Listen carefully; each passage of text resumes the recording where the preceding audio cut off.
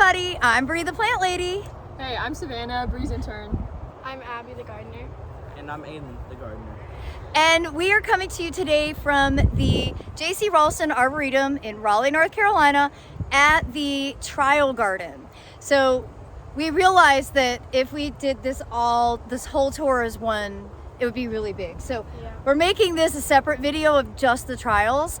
And everybody is picking their top 3 plants from the trial garden, which is really extensive. You can see lots of color. We're like partway through, and every line we're like, oh my gosh, look at those. So hopefully you'll enjoy this video, and maybe you'll come up with your own top 3 must grow plants for next summer. So be sure to take some notes. Okay, so we have entered one of my favorite parts of the Arboretum, the All-American Selections Trials. All-American Selections is a nonprofit run by the National Gardening Bureau. They work with breeders to trial new genetics to improve the varieties that are getting introduced into the market. So everything that's planted here is intended to be kind of evaluated, and they are evaluated at public gardens all over the country, and the data is compiled, and that's actually how they choose the winners. And more importantly, they choose regional winners. Because like here in Raleigh, it doesn't matter how well a plant performs, say in Minneapolis, because we have nothing in common climate-wise. So they actually will do like southeastern winners, which is, I think, the most important data that they can provide. So before we show you all the pretty, we'll show you some of the not pretty, including these. Cherry tomatoes look not great. This is not uncommon for what tomatoes look like here. This one looks even worse. From Plumbrella. I've grown this before, thought it was my fault that it looked bad. Pretty relieved to see it looks this way here. Now the peppers are doing much better. Lots of fruit set. Look at how big. Oh, wow. That's great. Peppers are much easier in this climate. And this is one called Emerald Fire. This is also a really large fruited. That's quite pretty. I like that. So these sweet potatoes look great. I think these are all from proven winners. But you know, to me, now that Treasure Island exists, why would you grow an ornamental sweet potato that you can't eat when you can grow one that looks this cool, but you also get edible tubers? It just doesn't make sense to me. The ornamental exclusive for a sweet potato doesn't make sense. I don't have that variety. And I know the one variety I don't. But you know, part of the reason that I stay away from this is because I don't like when they initiate flowers so early in the season. I like their vegetation. I don't think that the flowers aren't the main ornamental part of it. I'd love for there to be more breeding done to Coleus to make the flowers more ornamental. Yeah. So if they're gonna bloom, make them showy blooms, make the flowers bigger, make them more attractive for pollinators, but otherwise they just sort of get leggy. The foliage sort of gets smaller because the energy of the plant is going into blooming and setting seed. Now I'm also relieved to see that their nasturtiums look terrible, because I can never get nasturtiums to grow in the summer at all. It's just too hot here. So it's not just me. I love Calibrachoa though. These look really good. I gave up growing Calibrachoa because they always would die the last week of June. Maybe I need to try them again. Yeah. I like this one a lot. It's like pink lemonade. Yeah, that is a cool color. Oh wait, that's what they named it. Oh, you're right. Okay, one that makes sense. Prism Pink Lemonade. And of course the vinca, always. Vinca is always reliable. These Salvias are always good. Look at all the pollinators here on this one. This is called Blue Chill. And I think I have been trialing this compact blue sit Perovskia. And yeah, my plant looks about like this. It's just, again, Perovskia is not a plant that does really well here in the southeast. I wish it would do well, it just doesn't. Now, wow, I really like all these vincas. I like how big the flowers are. Yeah, they're huge. And this is actually pretty cool, this double orchid. And oh, look at this eggplant. Does it have some fruit on it? Yes. How cute are those? Oh my gosh, I can even see. Icicle.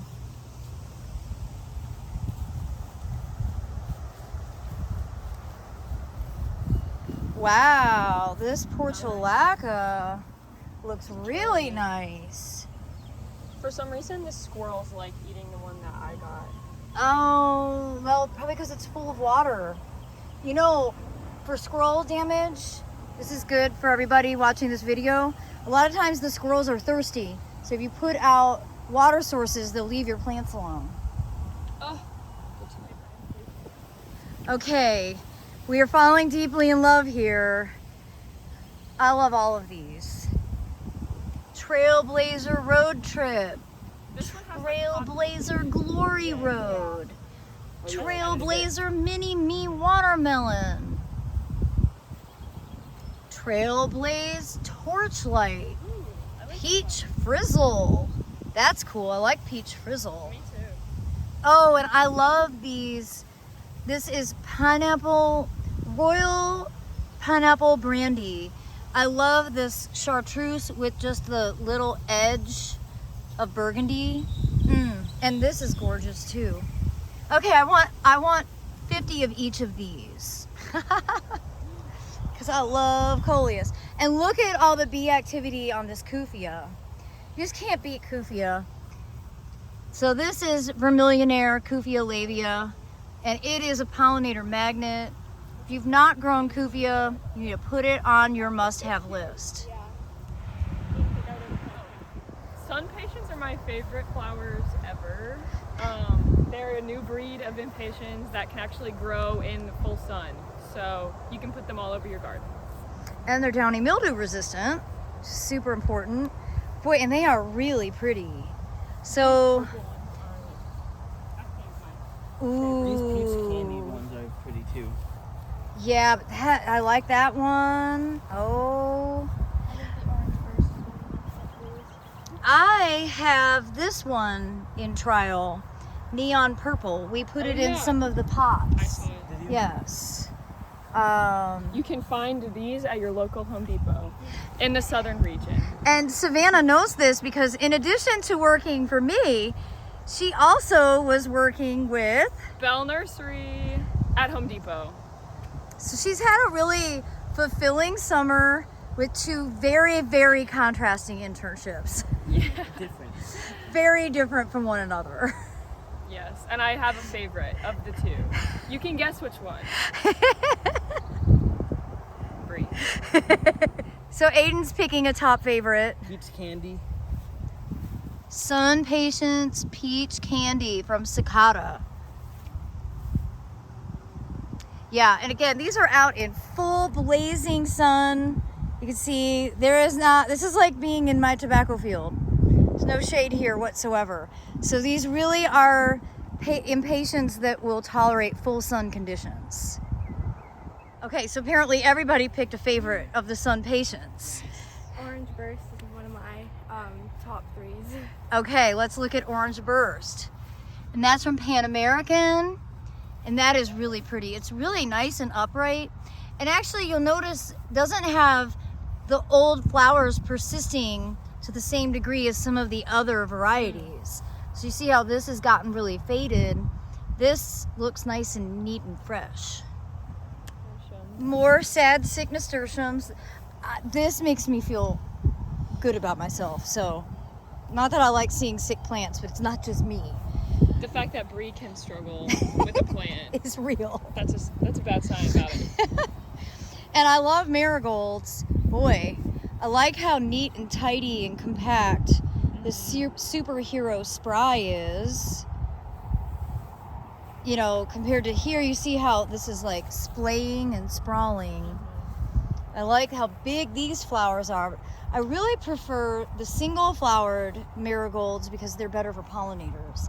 It's really difficult for pollinators to access nectar with these super frilly double forms. The same thing goes for zinnias. So you see we have this variety, Zesty Purple, which is quite pretty, showing some signs of powdery mildew. But you see there's almost no sexual parts present. Where you go here and you can see stamens. Then you go here and you actually have pollinator activity. So single flowers will be better in the long haul. And this is a really pretty one. This is Profusion Red Yellow Bicolor. I definitely want to grow that next year. Now, the Queen Lime series has long been a favorite zinnia of mine. It is a very double form, but this is really important to show you the powdery mildew is already showing up, and we're still in July at this stage. So that's why these trials are so valuable, because you can literally go variety by variety and see which ones don't have any mildew. Again, this is one of the Profusion, part of the Profusion series. Those have clean foliage. And then you go here to Zesty Yellow, and you can see mildew is already starting. And we're not really even in mildew season. It's like late August through September when mildew becomes profound in central North Carolina. Isn't it awesome? The sad thing with lantana, I miss the big varieties, like the original varieties of lantana were like 6x6 shrubs. And now everything has been bred to be like a basketball. And that is for the racks that they ship the plants on to go to Home Depot for you to unload. So breeding isn't always about making it so that it's the best landscape plant. It's also transportation consideration is important. And it is important, but there needs to be a balance. And like, if everything in your garden was this size, it wouldn't be a very interesting garden. I worry about new plants all just being shrunk. But there's definitely some nice cultivars in here. I'm keen on these sort of yellow, especially the one with a little more peach. That is There's so many butterflies. Tangelo. And yeah, lantanas are great for pollinators. It's a really terrific plant. And I love Celosia. These are kind of an old-fashioned plant that come in and out of style. I like the crested varieties, but I also like the plumy, more traditional ones. And you see the pollinators love it. I mean, look at how many bees are on this Flama Orange, another All-American selection. I want this variety.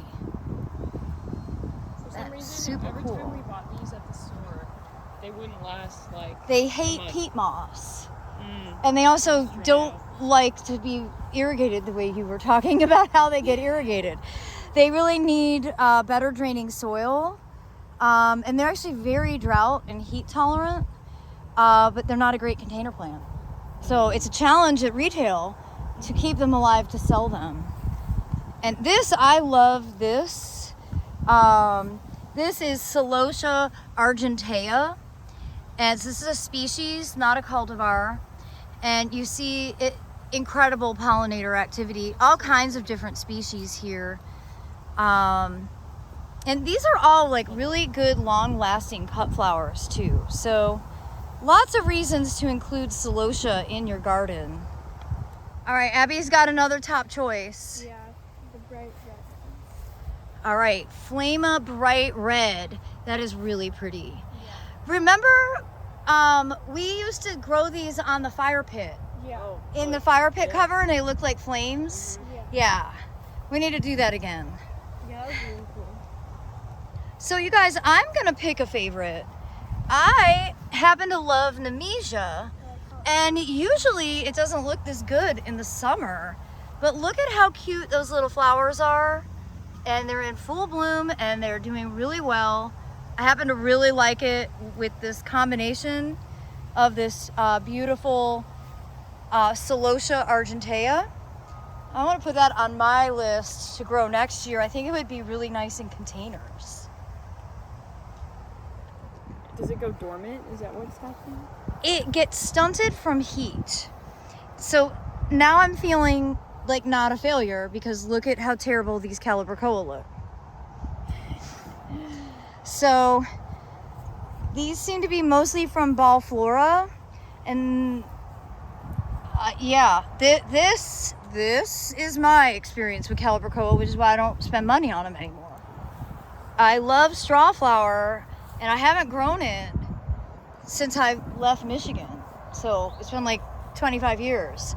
But look at how good these plants look. So this is Granvia Gold from Suntory. Need to be on the lookout for that. Okay, you guys, it's the most exciting section. The food. The giant unruly tomatoes that have not died of blight, so that counts. Look at all the ripe fruit. They're so healthy. So this is apple yellow. We've grown this before. I have more problematic soil than they do. Mine did not look this good, but gosh, these look amazing. I totally want to steal some ripe tomatoes. Now look at this. Buffalo Sun is a monster. Look at how big these fruit are. Yeah, Aiden, put your hand in there so that people see. Like, those are huge. Holy cow. I was under the impression that Buffalo Sun was like a tiny tomato. I have the seed and I didn't sow it. Really? Yes. Oh, and I've grown Solano before. And yeah, look at all that fruit set. Oh, wow. Wow, wow, wow. Boy, oh boy. Mountain Rogue, this is what we have growing in the tower garden. So this is a variety from NC State. These are nice. Yeah. So hopefully our tower garden tomatoes will start producing some big fruit. They're starting to jumble together. Yeah. This is, purple zebra. So, yeah, here's some that are ripe, or ripening. You can see they have kind of a purple flesh with some stripes. Oh yeah, look at down there. Oh my gosh. Ho-ho. This makes me want to go home and make sauce.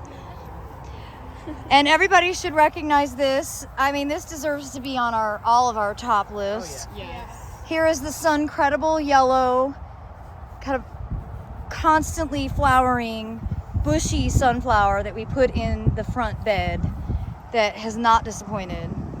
It's so awesome.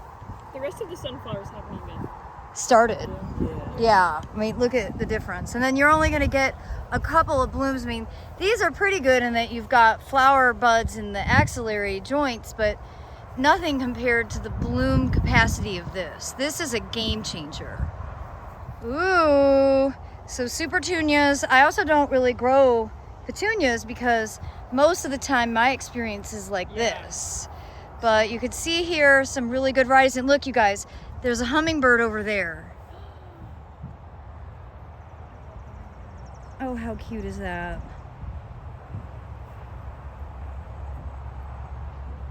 So we were just watching a hummingbird, and the variety that it was targeting is Color Rush Pink Star. That's actually really cute, and it's growing really well. All the petunias here, except for that one back there. Isn't that interesting? And this one looks pretty healthy. Super Cal Pink Improved. In general, though, I just have had such bad luck with petunias, which look at the rest of this bed. Those would have all been petunias that have died. So, again, these trials are so important to show you the difference in the variety's performance in a specific place. So I wouldn't recommend any of the varieties that were here. And not only do the hummingbirds like these pink petunias, the swallowtails do as well. some relaxing nature footage. Yes.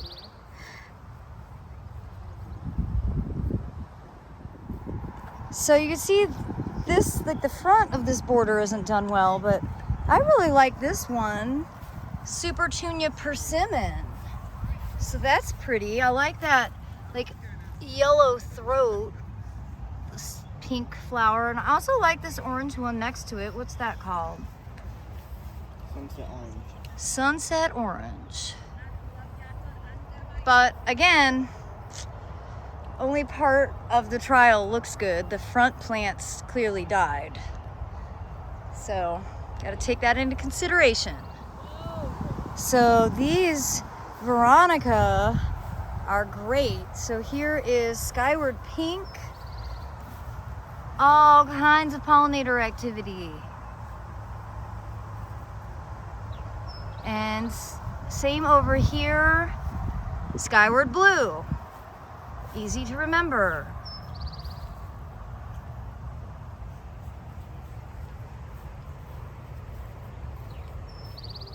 Holy smokes. So here's the name. And look at, Aiden, give me your hand for reference. Oh my God. That is one of the biggest hibiscus flowers I think I've ever seen. That's incredible. Holy cow. Okay, just so everybody can reference, the flowers are the size of their faces. Yes. Oh, the bees. That is awesome.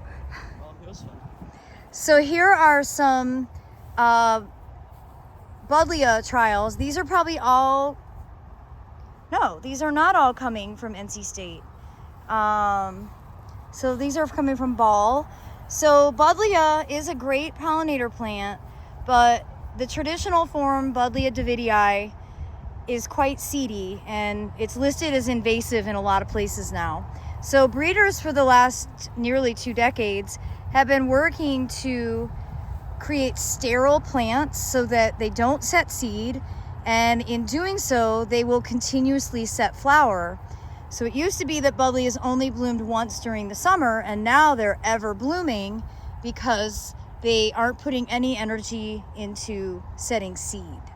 So it benefits the pollinators, and it's better environmental attribute, the sense that they can't become invasive. All right, so our rain chances keep increasing, so we're gonna get on our way. But in conclusion, we didn't do a great job of picking the top 3, but Sun Patience, the Sun-credible sunflower, all those amazing Coleus. Oh, yeah. You know, there were a handful of petunias that were really worth noting. So those pink ones where the swallowtail and hummingbird were. And then, of course, I think some of those giant slicing tomatoes, they need to come home with us.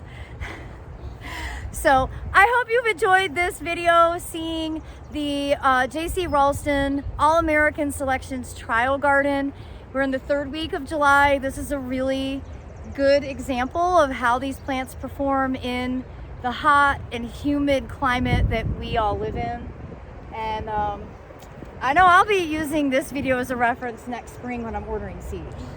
Yes. So bookmark it, y'all. You'll appreciate this information next season. Well, thanks everybody for watching.